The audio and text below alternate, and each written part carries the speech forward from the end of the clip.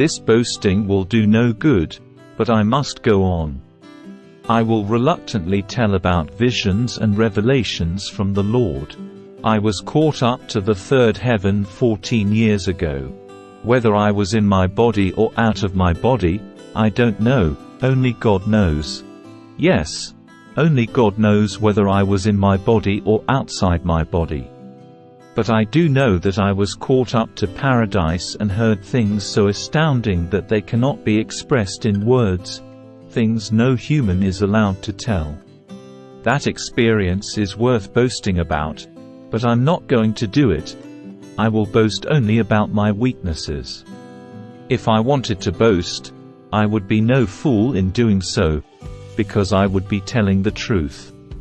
But I won't do it, because I don't want anyone to give me credit beyond what they can see in my life or hear in my message, even though I have received such wonderful revelations from God. So to keep me from becoming proud, I was given a thorn in my flesh, a messenger from Satan to torment me and keep me from becoming proud. 3 different times I begged the Lord to take it away. Each time he said, "My grace is all you need. My power works best in weakness." So now I am glad to boast about my weaknesses, so that the power of Christ can work through me. That's why I take pleasure in my weaknesses, and in the insults, hardships, persecutions, and troubles that I suffer for Christ. For when I am weak, then I am strong. You have made me act like a fool. You ought to be writing commendations for me, for I am not at all inferior to these super apostles, even though I am nothing at all. When I was with you, I certainly gave you proof that I am an apostle.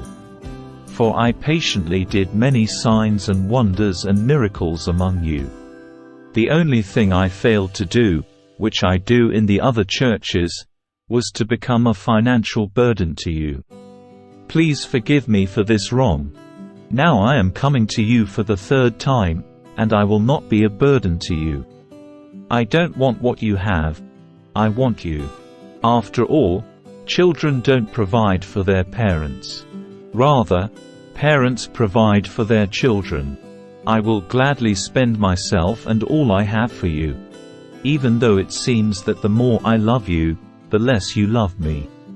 Some of you admit I was not a burden to you, but others still think I was sneaky and took advantage of you by trickery.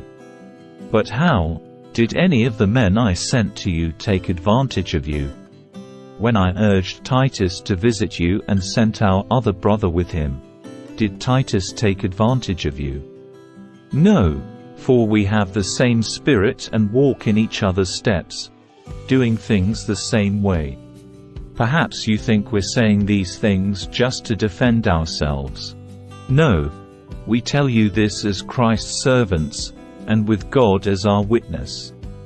Everything we do, dear friends, is to strengthen you. For I am afraid that when I come I won't like what I find, and you won't like my response. I am afraid that I will find quarreling, jealousy, anger, selfishness, slander, gossip, arrogance, and disorderly behavior. Yes, I am afraid that when I come again, God will humble me in your presence, and I will be grieved because many of you have not given up your old sins. You have not repented of your impurity, sexual immorality, and eagerness for lustful pleasure.